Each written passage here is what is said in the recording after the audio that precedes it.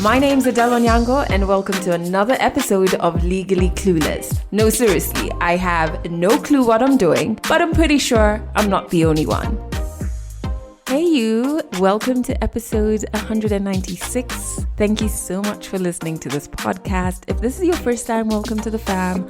Audio episodes like this go out every single Monday, and you can head over to legallycluelessafrica.com to watch our video series, our tour series, and sign up to join our community. So 2 things I'm working on that are very exciting. One is the next letter from me that goes out to our community, and if you sign up right now on legallycluelessafrica.com, what the letter has is a prelude of our final 2022 audio episode. So that letter goes out this week. If you've already signed up, be on the lookout for that letter. It's coming your way in a couple of days. The other thing I'm working on that is super exciting is a calendar of our events for 2023. I'm really excited about it because I really want to center wellness in the Legally Clueless Africa events and make sure that when you come to any of our events, you leave fuller. So I roped in some of the things that have worked for me, like aerial hoop classes. So we're going to have 3 aerial hoop classes, group classes next year. When? That's going to be on the calendar. I've also roped in my therapist, which is super awesome. So we're working on 6 group sessions next year that will be speaking to themes that have come up in this podcast. And I'm really excited that she's down for it. So once I figure all of the events out, those are just 2, but there's definitely going to be yoga, 2 other things that I'm super excited about, but I don't want to say so that I don't jinx them. So once I am done with the calendar, that will go up on our website and to our registered community members, just so that you can plan your year. And we're giving you ample notice to know, okay, on the last Saturday of March, there's a group aerial hoop class that I'd love to attend, you know? So you just plan yourself and you know what's coming up. I'm so excited about it, my goodness. Anyway, head over to legallycluelessafrica.com and sign up. I'm really excited about this episode because the story coincides with issues I'm navigating, issues around fatherhood and daddy issues. So this is a story that's coming up. The one time I saw my dad the most broken was when my grandfather died, his father. Like, we saw him break down. He was on the floor. He was wailing. He was the loudest crying. And it wasn't for sure. You know, of course, in a community, you know how it is during funerals, professional mourners. But it had nothing to do with that because that was his father. We did the test on Christmas Day. I already suspected. I was like, baby, pregnant. Man, I know your cycle. This time, you're definitely pregnant. So we did a home birth. Her labor was 30 hours. It was quite long. And it was so long that there was so much tension built inside me that when the baby came out like this, I let everything out. I could not hold anything back. I was literally on the floor wailing. Like, my wife was looking at me like I'm mad.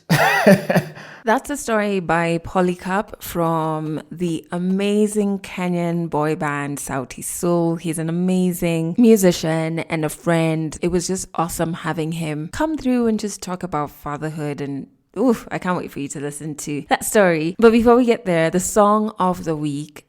I have a feeling I've shared this song before, or a song by Sir, because I'm such a fan of his. I just think he has the most amazing voice. My gateway... Why am I talking about him like he's a drug? My gateway drug. But my gateway song into knowing more about Sir, The Evil.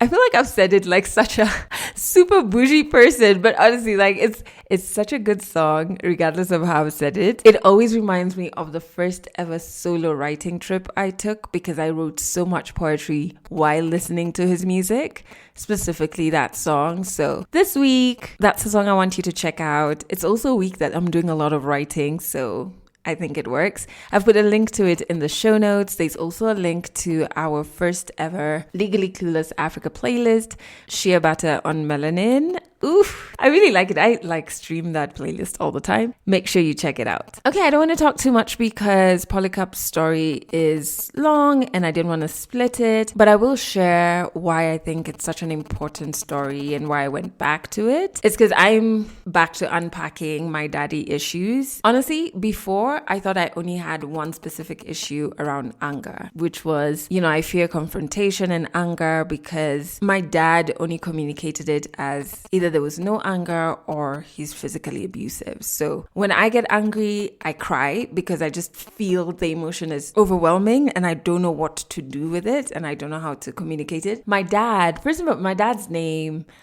was Richard. And I say was because my dad passed away in 2007. I actually found and framed his death announcement. You know, like when somebody dies, they make an announcement in the newspapers for people to know. And I had stuck it on the back so many years ago. Like this is probably, 2007 is how many years ago? Guys, I'm bad in math. I'm actually going to have to pull up my calculator. Wow. 15 years ago. Okay, so 15 years ago, I cut up the announcement in the newspaper because by the time he died, him and my mom had been divorced for years. So I didn't really have anything else of his.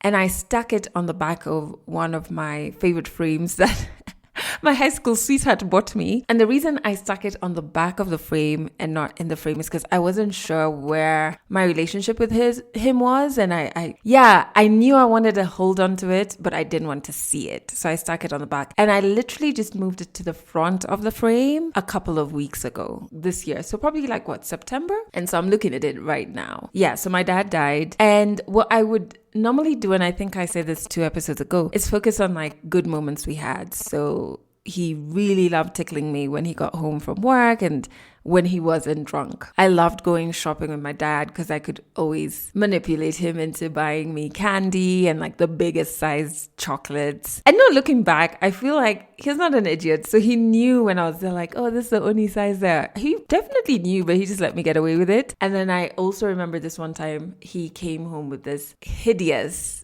silver waistcoat. It was the ugliest, to date, I don't think I've seen anything as ugly as that. And he was so excited. He thought he'd bought this posh hip thing for me. And I was just yeah, I'm never wearing that. But obviously I had to pretend and be oh, it's so wonderful. It goes with my jeans. And it really didn't. So I didn't realize that what I was doing over the years is exaggerating these good experiences to kind of whitewash his abuse. My dad was really physically abusive with my mom. And what's crazy is across years of therapy and even recently, adding a second therapist, I've realized I only remember the final fights. No matter how hard I try, it's my mind has locked up all the other fights. I knew and know they happened quite frequently, but I can only remember the final fight. And I remember my dad chasing my mom around the house, outside the house, beating her so much inside the house that she ran outside to get away from him and she was running around the house and he was chasing her. What I struggle to remember is I know he had something in his hand, a weapon, but I don't know if it was a knife or had he just picked something from the house. I can't see it. And that's so sad, but that's the last image I have of my dad. We moved out the next day. And so what happened thanks to therapy, understanding this is being around that abuse and seeing this injured and wounded my inner child, and how that then came out in relationships is I would get into relationships so looking for safety, and not in the way adults look for safety, but in the way a wounded child would, which is not healthy at all. And I'd find that as much as then I'm in a relationship with somebody, I give them the role of a father. And then the more my inner child heals, the more now I want a partner, but they've gotten accustomed to not being a partner, but being more of a father figure. It sounds weird, but it makes sense. Those of you with daddy issues, I think you can relate. You know what I'm saying? And only now do I feel my inner child is super healed. And I feel I look for a partner, not a variation of my dad. We joke about daddy issues, but they can cause a lot of shit. And what's crazy is I was in class 5 when we left my dad. And so I was 10, 11 maybe? I lived more of my life away from him, but still, no matter how small your interaction was with your dad, if it was in such a way that it will wound your inner child, there will be impact and there will be stuff for you to navigate and heal, But now that I'm here, I thought this is the best time to bring this story by Polycarp from Sauti Soul. He talks about his relationship with his dad, African dad and son. That is another unpacking that we really need to do as a people. And he also talks about, now that he has a son, how has his relationship with his dad affected him as a father. Oh, it's a good story. 100 African stories on Legally Clueless. Stories from Africa. I remember when my dad was retrenched from his job of, I think, maybe 14 years. He used to work at Philips. And they just had like a mass retrenchment. And they're all released. So during that time, my dad was the main breadwinner of the home. And he was very key on education. So he used to take us to schools that he would barely afford. But in his head, those are the best schools. And that's because he wants to give us the best education. And now when he was retrenched, he was so, like, he got to a point where I saw a lot of sadness in him. And I had never seen that side of him before. And he still really tried his level best to make sure that we continue going to school. Because we used to be chased from school because of school fees so many times during this period now. And I was a candidate, actually. I was in class 8, I believe, when this happened. And I saw a big shift in how he started behaving even at home. So because he was now the one who was at home the most, and my mom now had to step up in a way, but she had to be now the one to, really dig deep and try and get, for us to just survive, day to day. And she was out from, let's say, 8 in the morning. She used to go to Gikomba to sell clothes. And she'd come back so tired in the evening. And my dad has been home, also trying to get jobs, looking for jobs elsewhere, trying to get small contracts, which are not also successful. But then with that, I saw now a side of even just a man in general, because I'd not seen a man dive so deep into doing household work, because at this point, my mom was not, at home. And very small things, but a big impact. So for example, because I was a candidate, actually I was in Form 3. My brother was a candidate at class 8 and I was in Form 3.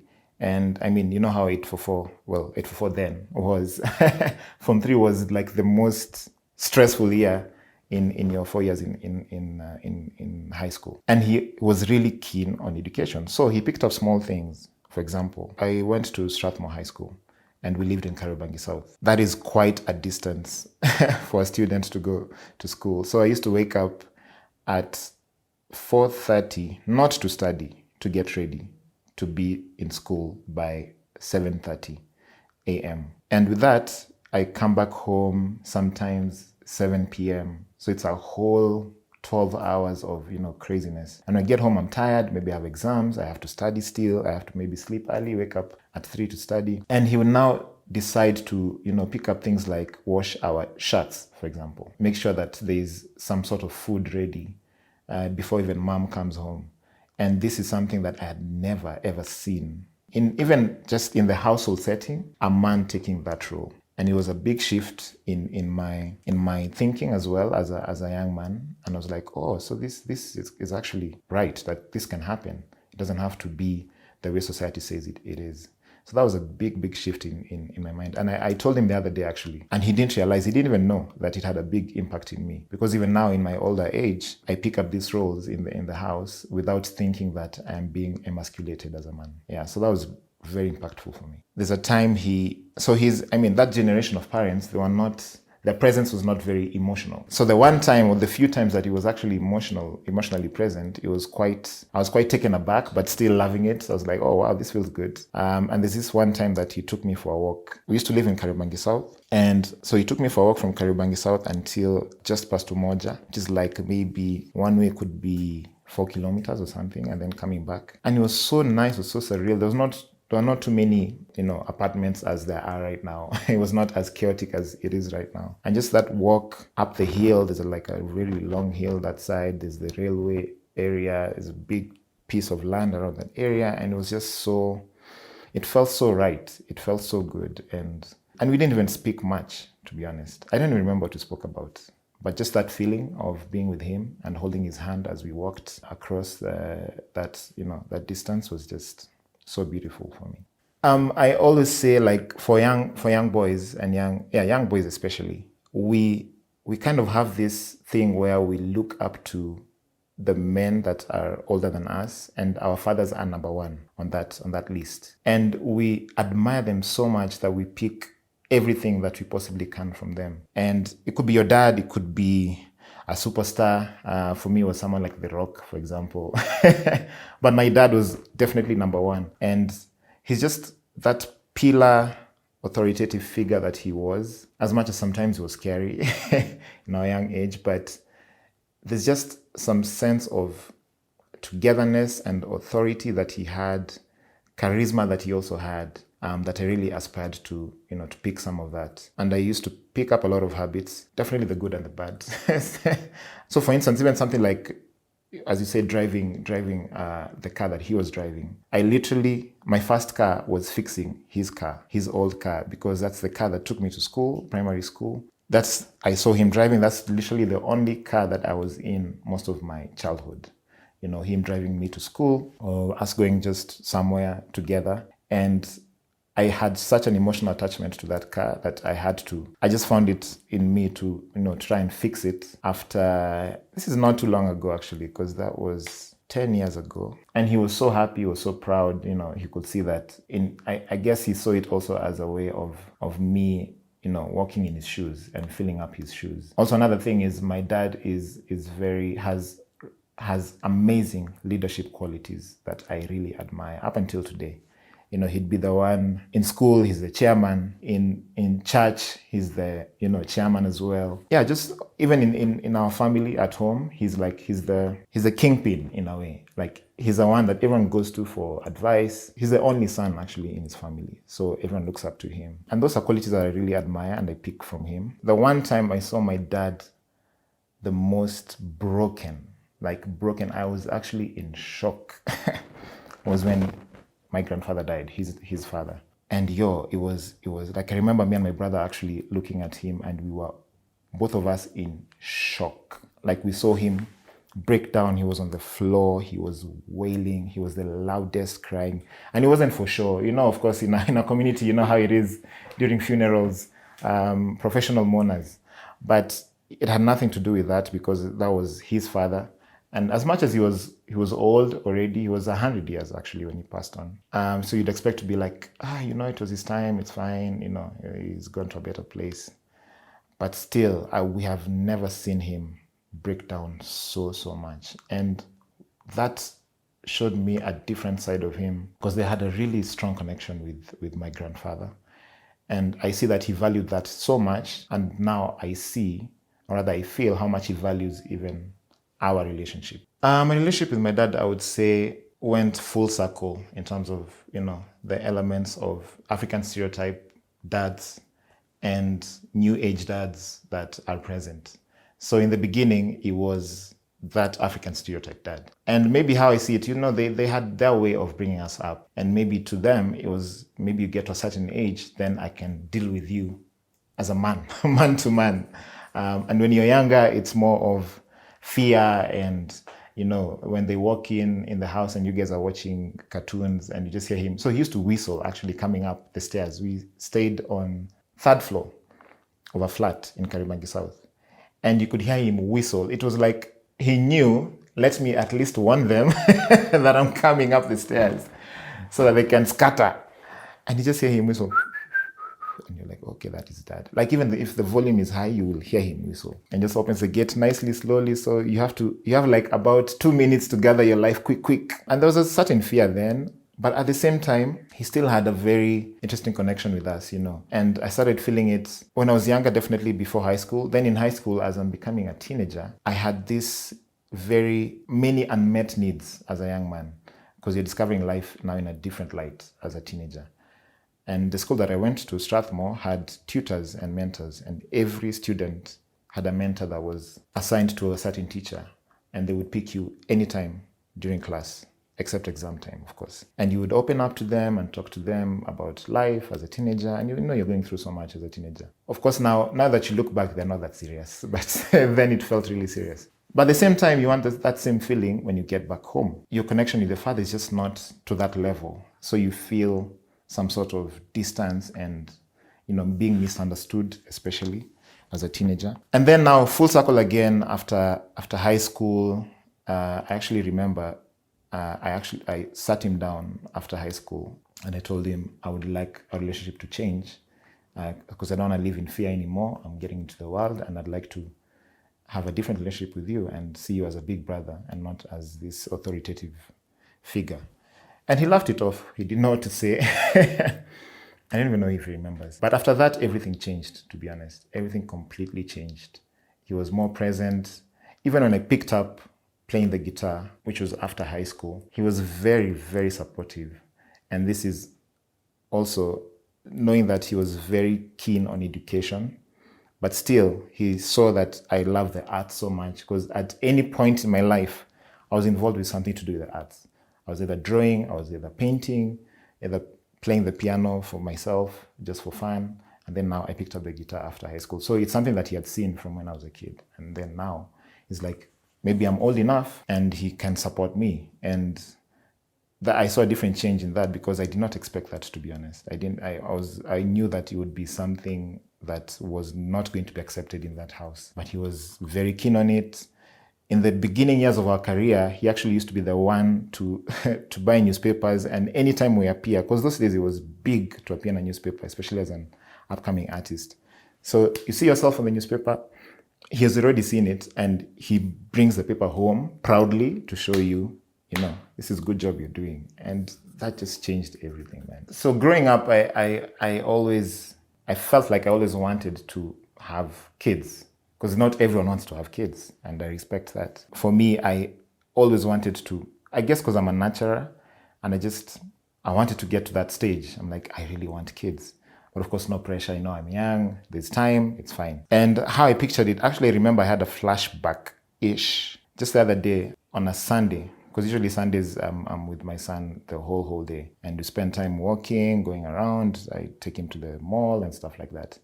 So when I drive with him, just around the estate, that's very safe.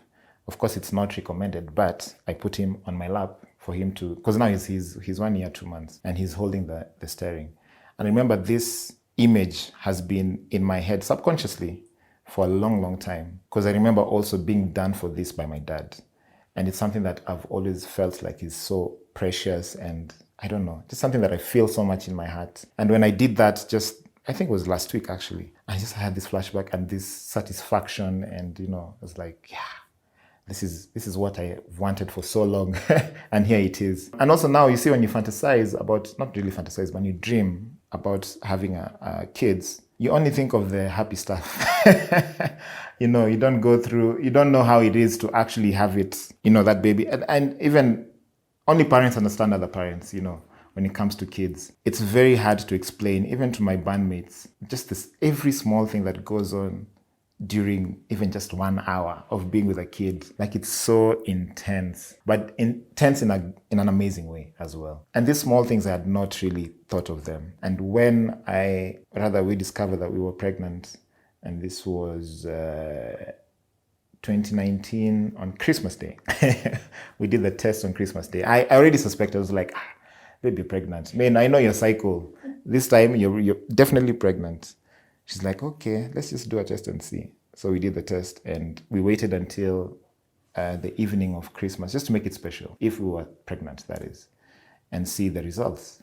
And I remember just this gush of, happiness and a lot of expectation, anxiety as well, that I'm going to be a father. Yeah, it was a mix of so many emotions, but the overriding emotion was definitely just happiness and feeling this love that I've never felt before for a human being that I've not even met. I don't even know how they look like, but I just feel so much love for them, and I'm ready to give the best that I possibly can give to this child, starting from the moment that I have discovered that we are pregnant. So it's not waiting until the baby comes into the world. And that completely changed my outlook on parenthood and fatherhood. Also, it kind of gave it a twist that this happened during the pandemic. I mean, yeah, we discovered in 2019, December, but now getting into the groove of fatherhood was now when the pandemic started. And that's when now I realized that it's everything has changed. Like, it's not the life that I knew. Like, everything actually in my life as I know it has changed. So all my life, all my adult life, I've known, being in this band, being a musician and traveling and performing. And, that is my life, full 100. Like, there's rarely a weekend that I'm not performing, or rarely a month that I'm not outside the country, outside the city. And now this is a situation where we are grounded at home by force.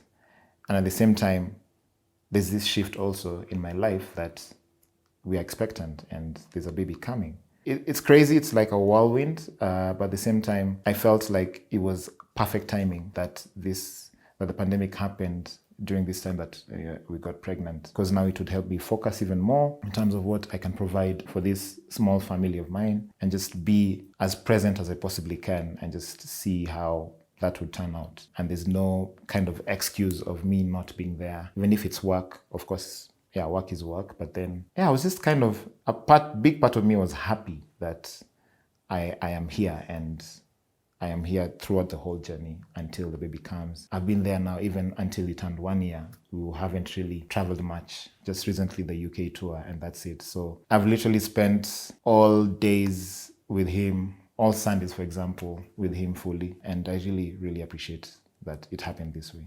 So the 9 months of pregnancy for a dad is very different. And I feel like it's something that even men don't talk to each other about as we should, because people seem to think that we are not affected in any way, that everything is just like, you're just there. Since you're not carrying the baby, you just support as much as you can. But it doesn't affect you as much as people think it actually does. And I'm just trying to tap back into the feelings. So there's this human being that you haven't met, number one, that you can't feel as your wife can feel the baby. You're not interacting. You're literally a stranger to them, because they don't know how you smell. They don't eat your food as they eat their mother's food. They don't listen to your voice as often. Maybe they do, but it's from outside. Maybe the mom's voice is more connected to them. As a man, you feel like you don't have control over things that are happening. And it can get frustrating, because men just want to be in control and make sure that things are happening and be there to help as much as they can. But in this situation, in case anything happens, or, the body decides whatever it decides to do, that's your wife's body or your partner's body, it's out of your control. You don't know what to do. You can't really, you can't help. You can help as much as you can, but you can't get to a point where you can solve things, and that can get frustrating. And now the ultimate feeling for a man is when now the baby comes, because this is the first time you're meeting this child, while interacting with them. Of course, the mother is also meeting them for the first time, but they've been inside them for this long. And now it's a shift, because the mom is kind of used to it. The 9 months, even when the baby comes out. I remember when Suli was born, and the man was like, it feels so weird not being pregnant anymore. So she got used to it completely. And now for me, it's like, what? This is it. This is a little me. And for me particularly, so we did a home birth at home, and her labor was 30 hours. It was quite long. And this is a point where, of course, the midwife is there. She's equipped, very well equipped. Everything is fine. She says everything is fine. We just wait until the baby comes. And I wasn't really worried, but I was kind of empathetic in a way to see, my wife going through so much pain. Of course, in between, there's a lot of happiness and laughter, and then labor pains, and, it's just a mix of emotions. And it was so long that there was so much tension built inside me at least, that when the baby came out like this, I let everything out. I could not hold anything back. I was literally on the floor wailing, because it's something that was so much tension inside that I let everything out. But it was such a beautiful feeling. It's not like I'm wailing because of pain. I'm just letting everything out, and I'm so happy. I'm elated. I held him to my chest, and he just felt like my wife was looking at me like I'm mad. Because to her, I realized she's gotten used to it. She knows she's expecting. She knows that there's a baby coming. Of course, I know the same. But it's coming out of her body. She's experienced everything. And now I am holding the baby in my arms for the first time. It's just so different, such a different feeling. And people always tell you don't know what you're going to do. As a man, sometimes that's the point where you will, most vulnerable side will come out, whether you like it or not. And you just let go, because it's good to just let loose and let go. And it was magical, to be honest. You definitely have a lot of fears and expectations and hopes and dreams when you know you're about to be a father. A lot of these things are also influenced or are coming from a point of what you look up to or what you kind of compare to, which is your upbringing. You see that as the marking scheme. And sometimes you want to maybe instill the same values, or like you don't know any other way of doing it. Unless, of course, you're interacting with your friends who tell you this. But subconsciously, you kind of go back to that. So all the negative and all the positive stuff are in there. And having a baby makes you so, it literally opens you up completely. Like you just an open wound ready to be to be attacked. It's so, it brings out the best in you, brings out also the worst in you. You see who you truly are as a man, as a human being. And there's some things that you need to deal with before you now embark on raising this child. You have to really go back and see your downfalls, get acquainted with your wounds as a man, embrace them, because they're not your fault. Most of them are just not your fault, and they happened as they happened. And accept them and just go through the whole process and say, okay, I'm gonna put this aside. This is what happened. It doesn't mean that I have to do the same for my child. Just going through that whole process of healing, because it will make you a better person. It will make you a better parent. And it's not that you can solve it immediately, that your son is coming or your kid is coming next month, is being born next month, and you have a month to sort it out. It doesn't happen like that. There's still things that you need to sort throughout your lifetime. But it's just good to be aware, at least, and be conscious that I need to just work on myself as a man. I definitely had things to heal from. Yeah, this is deep. I'll come back to the healing. So for example, there's a way that I see how the universe is right now. Rather, what kids are being exposed to the world and everything, and just what's happening. This technology is growing up so fast, and kids can be exposed to anything at any time. And also trying to have your kids instilled into their culture in a way that they define themselves in the culture that they should know about, and not the way the society has put it out. So even when it comes to even the school system, for example, it's still a system that is written so many years ago by people who are not us, and that really gets to me, to be honest. And it's something that I would like to change for my kids. And it's a fear that I've had for the longest time. And I'm like, how do I get to teach my kids the African way, and for them to love and understand and appreciate their culture and grow into it, and not just see rather as other cultures as much better or much more lucrative. But at the same time, of course, there's things that you can borrow or you should borrow from other cultures. It doesn't mean that you have to stick to your own way of doing things. But it's just that sense of identity as an African that I feel they need to embrace. And it's something that I went through as a young man. And I'll give you a situation where we are just a young band starting out, things are picking up, and we've been called for this tour in Europe, and like, oh yeah, we're so excited, let's go to Europe. And you step in there and your self-esteem just goes down completely, because everything is just so different, so developed, so feels like everything is so much better than back home. So you have a different look towards home. You're like, home is not as great as I thought it was. And also now as you interact with people there, you kind of, you feel inferior. You want to introduce yourself as this person who is not as African as you actually are. So even when it comes to even your name, for example, of course, nothing against people saying their English names, but it for me, it was in a way trying to escape my Africanness by not telling people that my name is Otieno or Ocheng. It felt so weird even coming from my mouth that I am Ocheng. It's just polycarp. Someone say I'm Willis, I am Delvin. And that has a ripple effect in so many ways, in terms of how you present yourself, in your confidence. And with time, we realize that it is so important to actually embrace and be confident in your Africanness. And I guess it was a lot of traveling that did that for us. And not many people get to that stage. All of this is also influenced by education system in the country that I feel needs to change a lot. And that's one big fear that I had just before I got my son. And even just naming him Sulwe, it's intentional, it's to tell him that this is an African name that has a meaning. Because, also we name people according to, like every name has a meaning, has a very deep meaning in the African society, in all different tribes. And just all these small things just put together now make this very strong, confident African young man. Honestly, the biggest gap that I felt is just that connection with my father, because as I said before, as a young boy, that's the number one person that you look up to, number one person that you respect, that you adore, that you admire, that you want to be with all the time, that you want to be like even. And I had that missing for the fundamental years of my life. Of course, I've come to terms with it and we've resolved it. But then it's something that I'd want to really connect as much as I can with my son.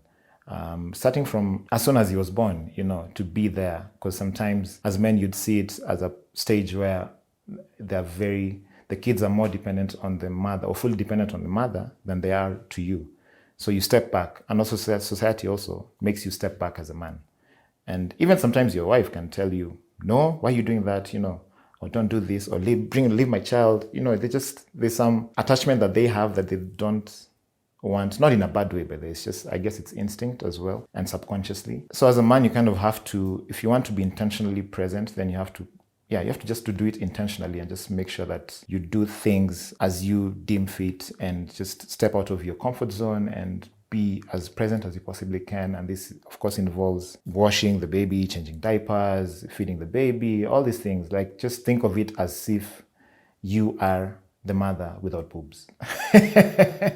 to give milk to the baby. Yeah, and it's a lot of fun, to be honest. It's so enjoyable. I love every minute of doing it. And it also makes you be so present in the moment, which is something we don't do as much as human beings. When you're with a child, they have no thoughts, they have no scenes. They're just there with you present and they're giving you full attention. So if you give them back full attention and you're not thinking of tomorrow's work, you're not thinking of, I need to leave or something like that, and you give them full attention, and it's so fulfilling and it just makes you so happy.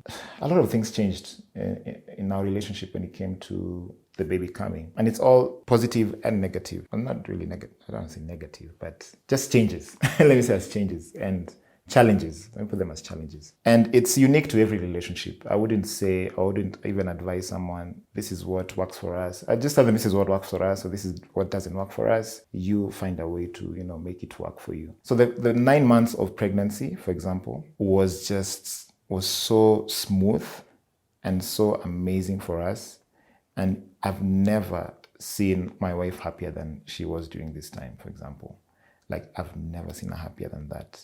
Number 2, her pain threshold was very low. Like, she would not even be pinched. And for her to make the decision to do a home birth, which is something that people see as very, brave, but it's really, honestly, it's the same. It's even more comfortable doing a home birth. But of course, now the mental state of accepting and saying, okay, I'm going to go through this. In the beginning, for example, she was already making the decision of having an epidural or doing a CS, like a scheduled CS, which I have nothing against. And I respected everything that she wanted to do. And she just went through the journey by herself. And I saw this very different human being that just grew into someone that was very strong and very strong-willed to make the decision for herself and say, this is what I want to do. It's changed her outlook in life so much. And of course, that also affects us positively as a couple. I've seen that morph into something very beautiful, even into the person she is now. And then, of course, now there are things... I even make fun of this as men, for example, because as I'm expecting a child, I want to go to a man to ask him, what do I expect? How is it going to be? Because it's different for men and for women. And since men don't talk that much, most of them will just tell me, hey, bro, you're not going to sleep. You're not going to sleep. And that will be just the main thing. But then nobody tells you also that the woman, your wife, may not be ready to engage, for example, in intimacy until they're ready. And that may take a while. And you need to come to terms with it. And as a man, you may not understand what the woman is going through. With a lot of toxic masculinity, you may be like, Kwani, see, the baby's here.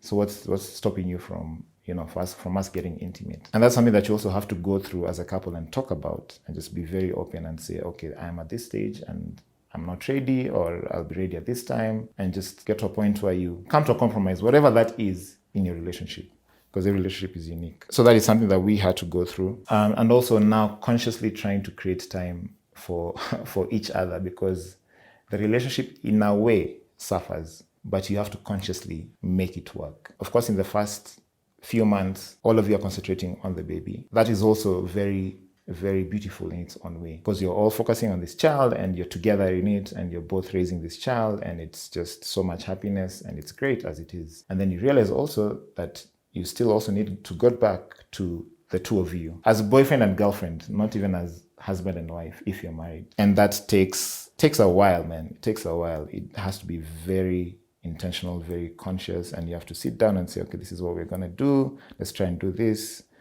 Just look out for each other, because it's very easy also for you to forget about each other. Just ask, how are you doing? How are you doing mentally? Are you in a good place?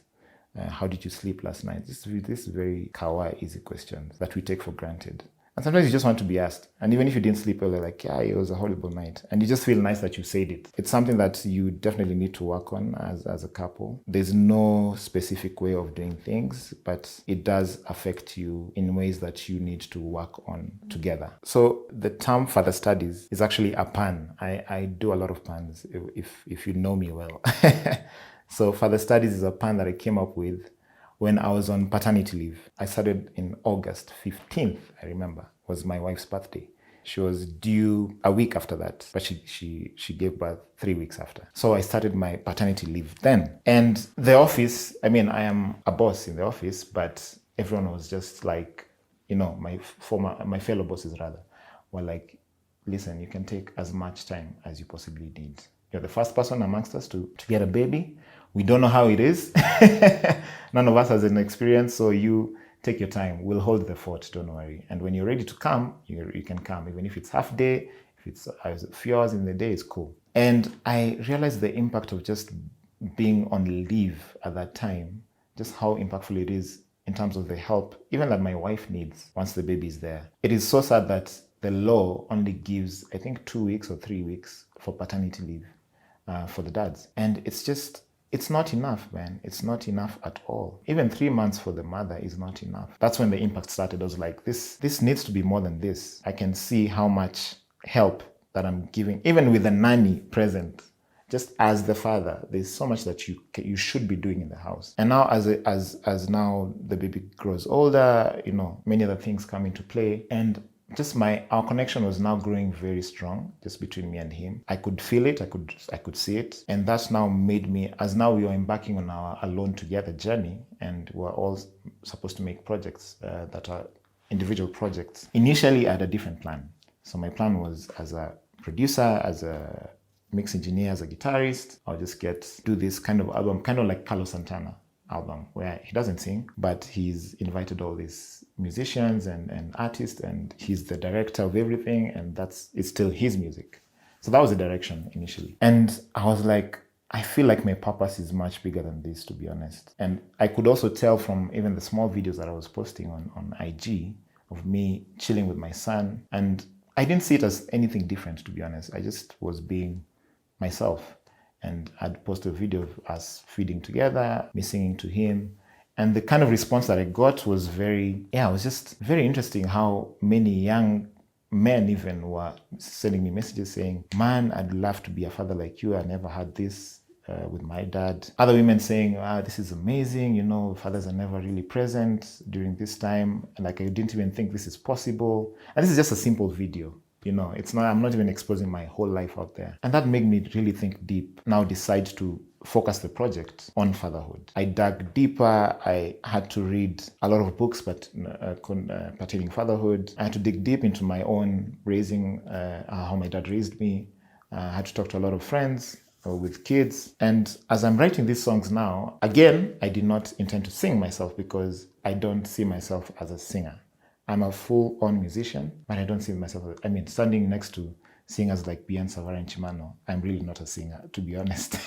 But I'm a musician, full-on musician. And that's my role. And now as I'm writing these songs, so first of all, I'm getting into writing, which is something that I used to do a long time ago outside music as a poet in high school and in primary school. And now I'm getting to a point where now I'm writing because it's coming from my heart. And I'm the one who understands what I need to bring out. And as I'm writing the songs, I'm like, okay, so this girl is going to sing this one Bensol is going to sing, this one Chiman is going to sing. As now we are now coming together to now help each other with the projects, I present some of the songs that I've recorded at home, or I just play, and I'm like, okay, so Chimano, this is what you're going to sing. So I play the song, and then they're like, bro, imagine you just have to do it.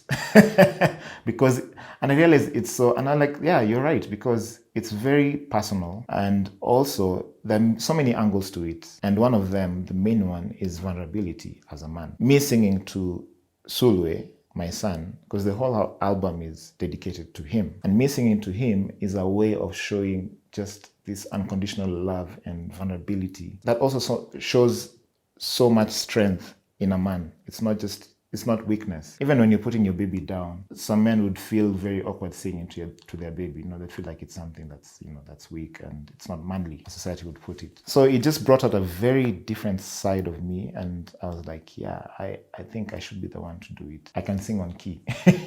That's what matters. Of course, now I had to get into the groove of singing and do some vocal classes and, just get into it properly. But it's something that I've honestly wanted to do, and I've done a lot of, even our songs, doing backups while I'm mixing that people don't know, but that's my role, and I love it as is like that. Yeah, so that's just a sign of showing vulnerability to my son. That just these pillars also of the project that I am pushing. So there's Pan-Africanism, which we've spoken a lot about. That's in the music. There's unlearning and learning of parenthood. So what you need to unlearn, and also the new things that you need to learn as a parent. There's breaking stereotypes that society has set on us, that we as a society, in this actually very patriarchal society that's, sadly very patriarchal, is to break those stereotypes that these are the roles of a man, these are the roles of a woman, and it should stay that way. It doesn't matter, your relationship or your setting, or just this is what you're supposed to do, or a man should not do this. Also, just vulnerability and wellness in general, just mental wellness for men. Because again, we don't speak about these things as men. We don't speak to each other. Yet we go through a lot. And as a man, when you get a child, there's a serious mind shift where you want to provide as much as you can. You work crazy hours. Sometimes you feel like you're not at your level best. You're not delivering as you should. You feel inferior, and you just need your fellow men to bring you up, and as you talk to each other, you just get into these discussions where you get into these spaces where you feel safe to talk about these things, and, just find as much help as you can from your fellow men.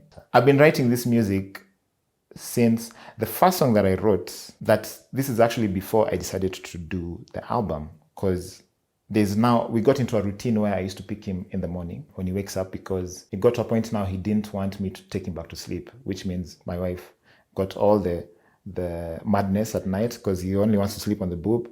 And now when it comes to morning, he wakes up at 6. My wife is so tired. So I pick him up. And even though I've also been awake at night, but I pick him up and we just jam in the morning as we wait to, have breakfast, or just chill in the morning until mom gets enough rest. And during that time, I would either sing for him. This is now before he's walking. So this is 3 months. So I'd sing for him in the morning and just chill, just talk to him, just be with him. The first song that I wrote at that time was actually the lullaby. It's called La La Land. And I didn't know that it was going to be a project. I just picked up the guitar and I was like, I'd like to sing a lullaby to him or write something. And so I started writing. I was like, oh, okay, this is interesting. And then I saved it on my voice notes on the phone. So me playing for him also, his reception to music has been quite interesting since those days. He loves music. Every time he hears something, I play the guitar, he just does his head like this. So I could see the reaction. I could see that he loves the music. And now the album is done, completed, and there's even a video that he's in that's my first single, How I Met Your Mama. Right now, when he's fussy, I play that song like this. He hears the cock crow. He's like, what is that? And then he sees the whole video. It's a 5-minute long video. He sees the whole video. He's interested. He sees himself. He says Toto. He sees me, he says Baba, and then he looks at me, he says Baba. He can see his mom. So that's something that now he loves. He already knows the song. We use it as a distraction when he's fussy. Of course, he doesn't understand the music right now or what it's about. But in general, he loves music. And I just pray that in future, what I always say is, even the reason I'm singing, it's to him. I honestly don't care how I sound. If it's horrible, I mean, I don't sound horrible for sure, but I try and sound as the best I can. But then it's mainly for him to understand the depth of the whole project, that I'm doing it for him. And when he's older and he's maybe being a rebel or being reckless or whatever it is, going through life as a young man, that he would have instances where he would get something from the album and it would spark something in him and make him feel loved, make him feel a sense of belonging, and make him feel that I am really, really loved and I have a bigger purpose in life. So that's the intention. That's my gift to him. I'm an artist, so that's the best gift that I can give to him. Catch more African stories in the next episode of Legally Clueless. Wasn't that super insightful? Honestly, when I recorded the story and even just like producing it, it just made me really think about relationships between African dads and their sons and how void of emotions they are. And we joke about African dads. They are coming from a place possibly of trauma, you know what I mean? And like passing that cycle on to their sons. So like, how do we intentionally change that? And that's also something that I thought about while working on this story, like producing it, is just like the intentionality that comes with parenting. I go back and forth with the decision as to whether I want to ever have kids. I was so focused on like the financial bit and just being like, okay, I need 6 years. This is what I need to do. These are the income streams I need to get together. And that's important, right? But I also feel like there's an intentionality beyond finances that is needed. Obviously, I'm not a parent, so I'm speaking on this on the outside looking in and having been a child. Before you make that decision, many things that you need to take into consideration, but one of the top needs to be, are you healed enough to be a parent? I think that's where you start to break the cycle of trauma and the cycle of abuse and the cycle of home not being a safe space. So those are just my 2 cents. If you want to share your story on this podcast, all you have to do is, in the show notes, there is a link to the Google form. Fill it out and we're going to get back to you. In fact, we sent out a bunch of emails last week to people who'd signed up. So if you had signed up to share your story, you need to check your email because we have definitely sent you an email. Another thing you need to remember is that you can catch Legally Clueless on Trace FM here in Kenya. Just go to traceradio.co.ke. We're there on Mondays and Wednesdays at 1 p.m. and 11 p.m. and Fridays at 1 p.m. Don't forget to sign up to join our community. LegallyCluelessAfrica.com is where it's at. A second letter from me is coming your way this week. I know I've taken a while, but like the letter explains it all. Let me tell you. It's in the letter. I'm talking about it like it's like a love letter. No, but seriously, the letter explains everything. Yeah, thank you so much for listening to this episode to the very end. I do wish you a week full of nothing but grace. That's it for this episode of Legally Clueless. You can share this podcast with your friends. You can keep it for yourself. I'm not judging. Just make sure you're here next week for the next episode.